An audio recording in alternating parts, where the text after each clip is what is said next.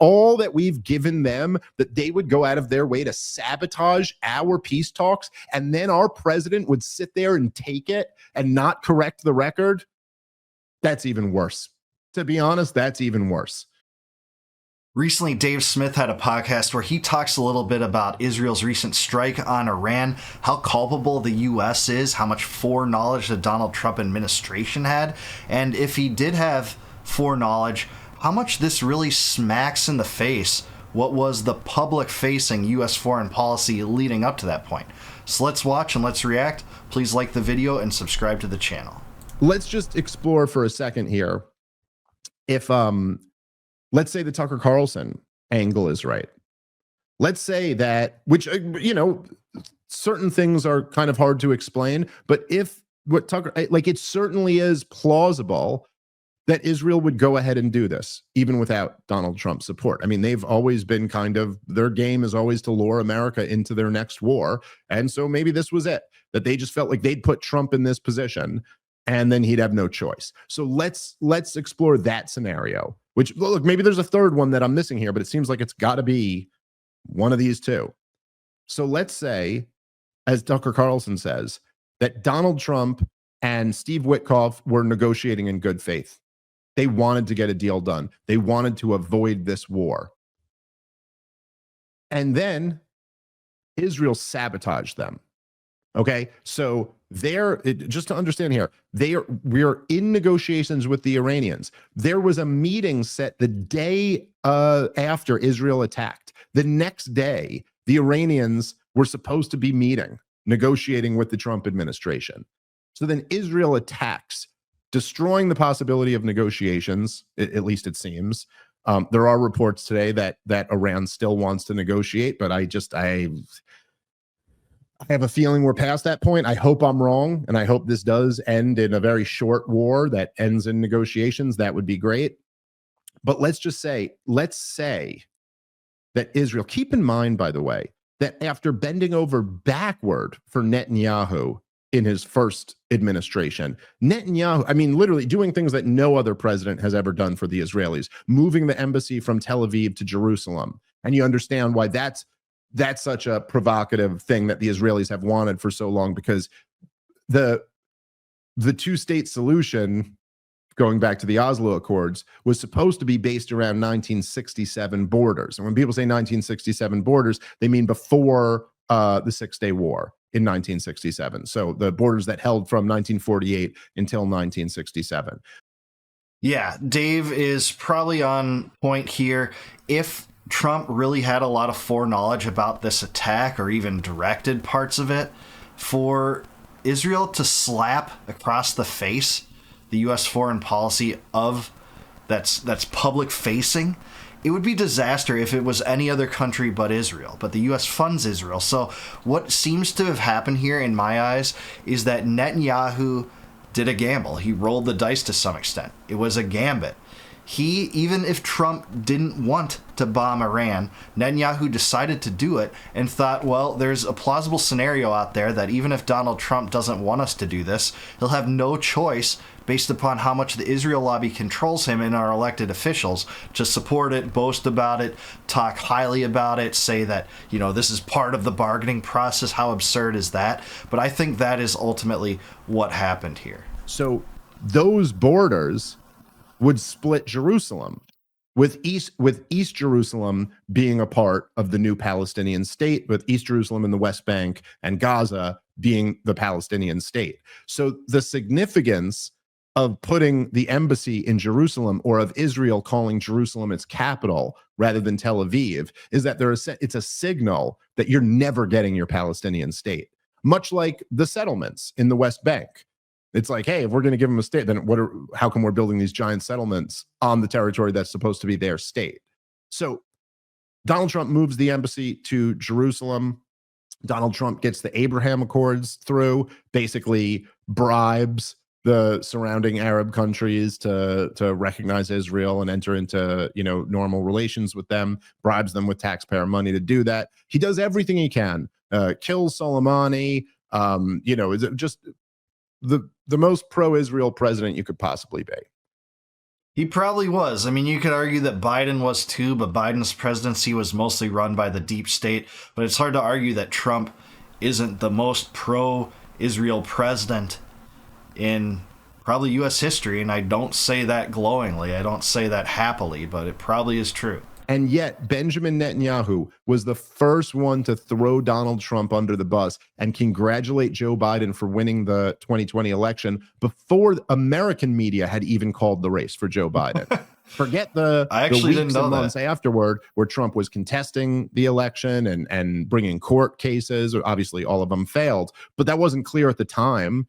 Donald Trump, this was Benjamin Netanyahu congratulated Joe Biden for winning before the American media was even calling the race. After everything Donald Trump did, the guy turned around and stabbed him in the back. And so now, again, we're operating under the Tucker Carlson model here.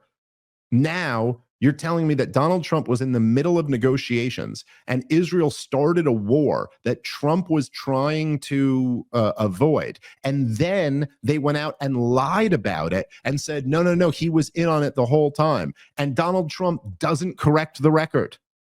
Doesn't come out and say, no, they're lying, guys. I was negotiating. I did not want this war. If that were true, then the only way to be a leader after that would to come out, state that for the record, condemn Israel's aggressive attack of Iran and say, no, we are going back to negotiating right now. And now, whatever, now we're not negotiating favorably with Israel or something like that.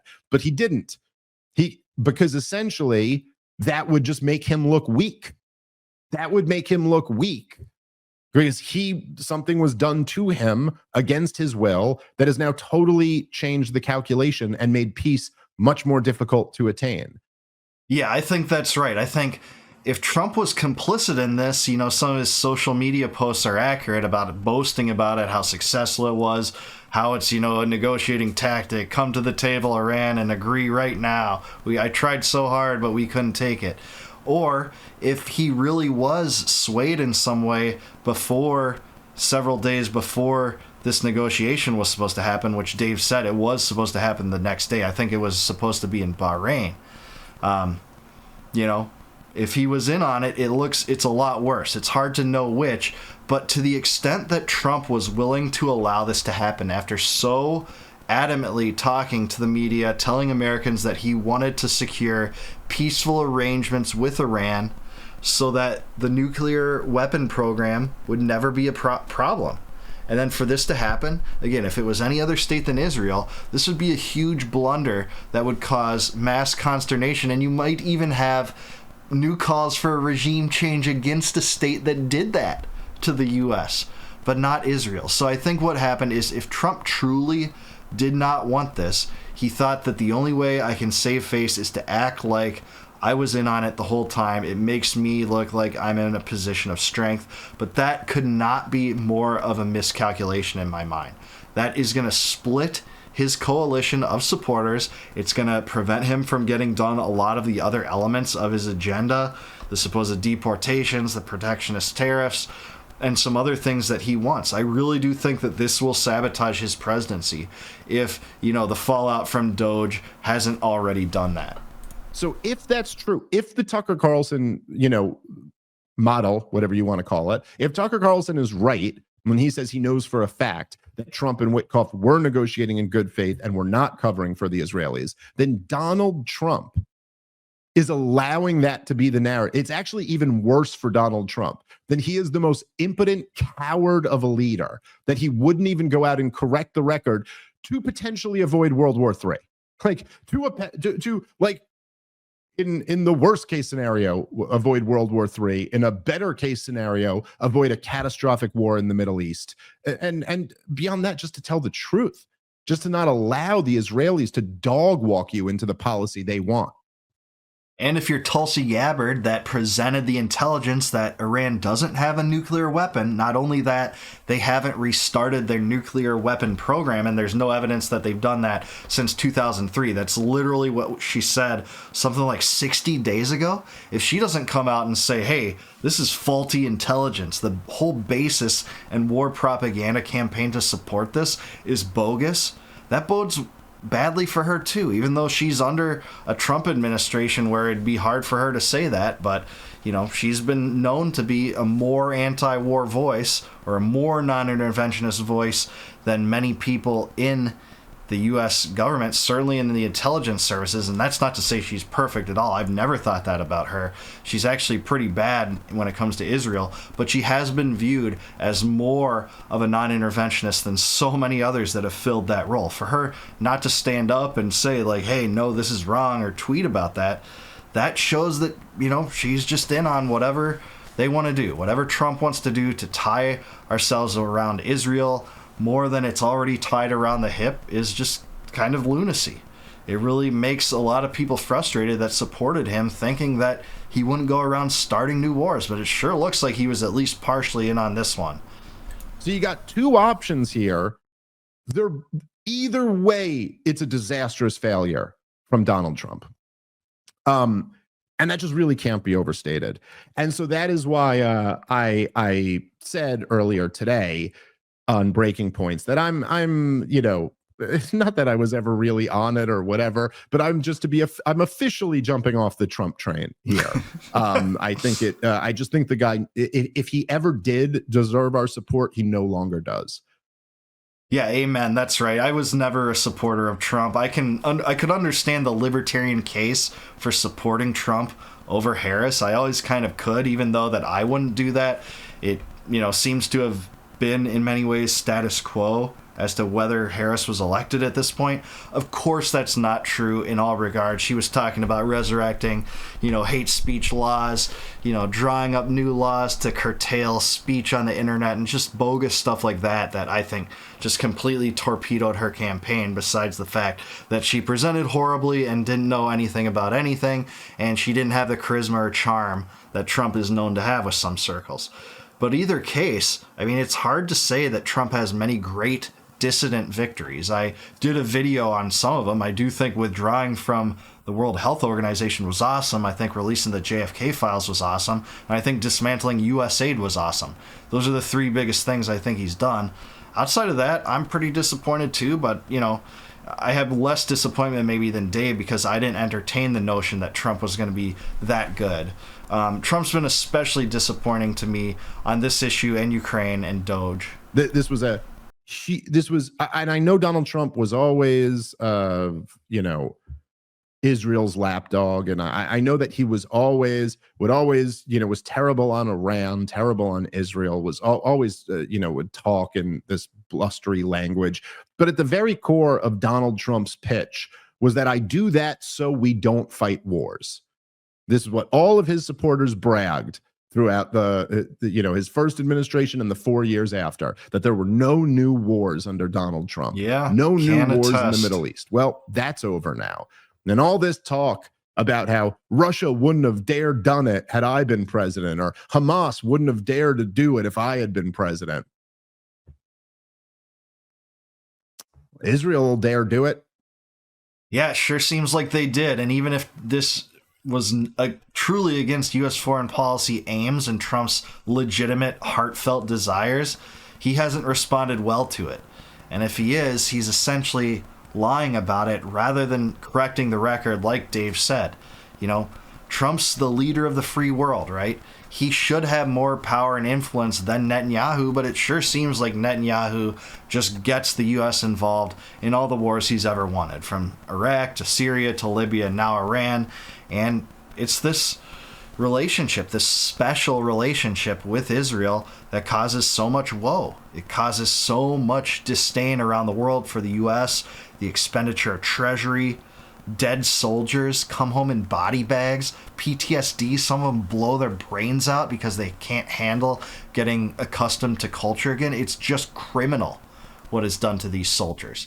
And it's all in the name of propaganda, saying that, they have nuclear weapons, which the U.S. intelligence community and the CIA doesn't even claim. Israel seems to be more emboldened by the fact that Donald Trump's president than they've ever been about anything else. This is a war that they've wanted for at least the last 30 years. And they only felt emboldened to do it now. So I don't know what I can say other than that's it. That's it for me. I mean, look, Donald Trump, for all the stuff he's been through, um, and of course, I say this just in principle. I believe me, I know how corrupt the Congress is. I know this will never happen. They actually probably love this about Donald Trump. You know, for all the people who hate Donald Trump, and I mean the people in power, not like someone you know, but say like all the people at CNN or MSNBC or the New York Times or the Washington Post or in the Democratic establishment or the Republican establishment, all the people in the CIA or the FBI or all of them, right? For all, as much as they've hated Donald Trump for the last 8-9 years, they like this. Yeah.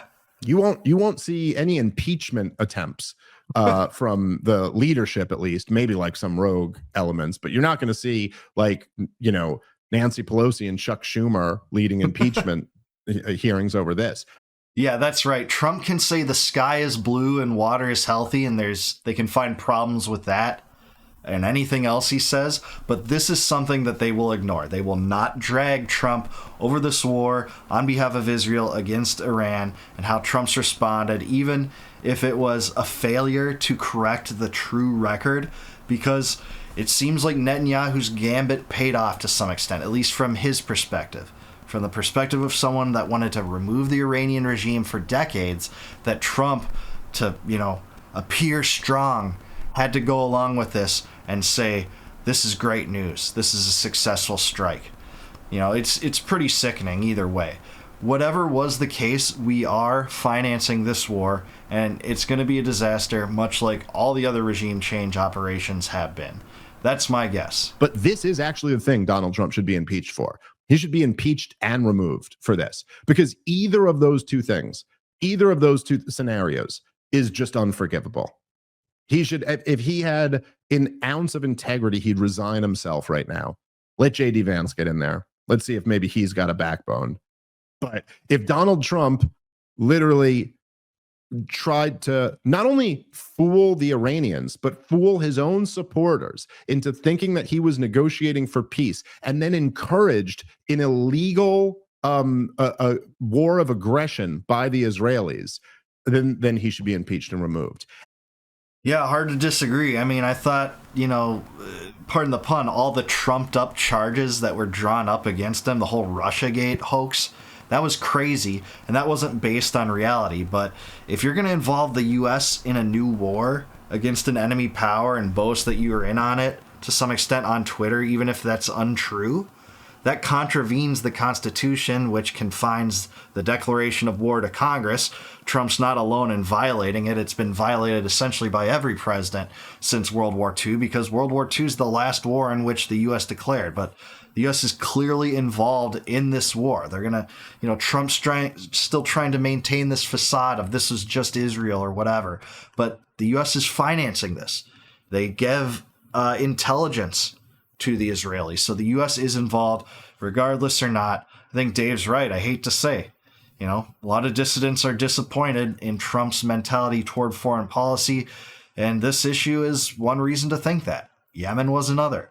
How Ukraine is being handled is yet another. And there doesn't seem to be much optimism in ending, you know, these war theaters that have gone on far too long, and then launching a new one is just criminal. And if he didn't, and Israel has sabotaged the United States of America, and a country who is our welfare queen, a country whose wars we fight for them, whose weapons we supply to them, where we give them $4 billion a year just for existing, not to mention the $3 billion a year we give Egypt to never fight them, or the billions of dollars that we've given to Jordan to never fight them, or the billions of dollars we give to Saudi Arabia or the United Arab Emirates to never fight Israel. All that we've given them, that they would go out of their way to sabotage our peace talks, and then our president would sit there and take it and not correct the record. That's even worse. To be honest, that's even worse. Either way, he should actually be impeached and removed for this. Of course. Yeah, if they truly undermined the stated U.S. foreign policy that was both stated and desired, like genuinely desired, like Trump wanted this, his administration did want to secure peace, and Israel violated that by this hasty attack, this timed attack designed to sabotage those diplomatic arrangements, it truly calls into question any kind of, moral high ground that the U.S. could even have remotely at this point. Any semblance that Trump is a peacetime president. If he's willing to take that, and he didn't want that, he genuinely in his heart wanted to negotiate with the Iranians, this would be a betrayal if it were any other country that was considered an ally of the U.S. But to cover for Israel, it's just crazy. He won't be. He'll be impeached for a phone call with Zelensky or, whatever, January 6th or something like that. Yeah. For the nonsense. The thing is that this is what they actually like about Donald Trump. Yeah. Look, I hope that there's as I've been saying some stuff like this both on Breaking Points and on Twitter today. There's been a lot of people who say that I'm overreacting. Wait and see. We'll see what happens here. I hope you're right. I hope you're right, and I hope I'm wrong. This is still too far for me. I'm off the Trump train. If ever I was really on it, I was hopeful at one point. But I hope you're right. And I hope that, the Iranians were signaling today that they were ready to negotiate, which is, I was surprised by. I thought it was going to be too late for that. Yeah. But then again, we just saw one of two things happen here. Either Donald Trump never really wanted to negotiate with the Iranians, or he did and Israel sabotaged it. Yeah. So why should we think negotiations are going to happen now? I was surprised by that too. I still cling to some hope that they will transpire, but man, it doesn't seem like it's a good sign, because who could trust the U.S.? But I guess if your regime was on the verge of being bombed in an onslaught of attacks from both Israel and the U.S., maybe they would, but sure doesn't seem like they can trust the U.S. I guess a couple other notes that I would say here. It has been wild. It's almost like you stepped in some type of time machine, and I'm back in 2002, listening to the same people use the same justifications that were used to launch the invasion of Iraq. Literally the exact same people. I'm seeing Mark Levin and Glenn Beck all telling me how we'll be greeted as liberators. Oh, will we really? No, you don't understand. They were developing weapons of mass destruction. Okay. All right. Yeah, it's just eerie that the war on terror has returned, often a war of terror as it was back in those days. And the same tropes are being used. Weapons of mass destruction. It's now nuclear program. Benjamin Netanyahu touted out there as some expert again, with some hidden insight that Iran is on the verge of acquiring it, like he said, 30 other times in the last few decades.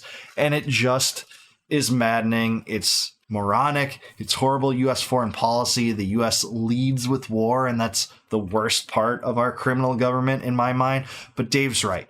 There's two plausible scenarios here. Either Trump genuinely wanted to negotiate with the Iranians and the Israelis sabotaged it, and then Trump just went along with the sabotage and acted like it's great and he's all for that now. Or Trump was in on it to some extent in the days prior. That will be debated at length by pundits all over the place, on social media, on podcasts. I don't have a strong opinion on it. I'm going to wait for more information to come out, but in either way, it's bad for the U.S. The third option should be considered, and that's cutting all ties with Israel, all financing of Israel's wars, withdrawing our troops from the Middle East, shutting down all Middle East-based bases.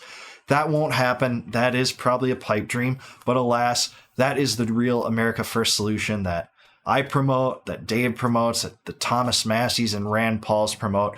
We'd all be in a much better place if the U.S. was sticking more to a Monroe Doctrine-like foreign policy than we are the modern empire-building foreign policy. That's for sure.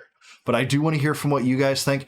Do you think that Trump genuinely wanted to negotiate with the Iranians and the Israelis sabotage this? Or do you think Trump was in on it the whole time or part of the time? Combination of the two. I want to hear from you. Let me know. I do want to say, please like this video and subscribe to the channel. Please also consider becoming a YouTube member or Patreon patron. That'd help support the channel, and I'd really appreciate it. If you like the videos, please consider it. And until I see you guys next time, no more war, no more debt, no more inflation, no more empire. Peace out, guys. I'll catch you in the next one.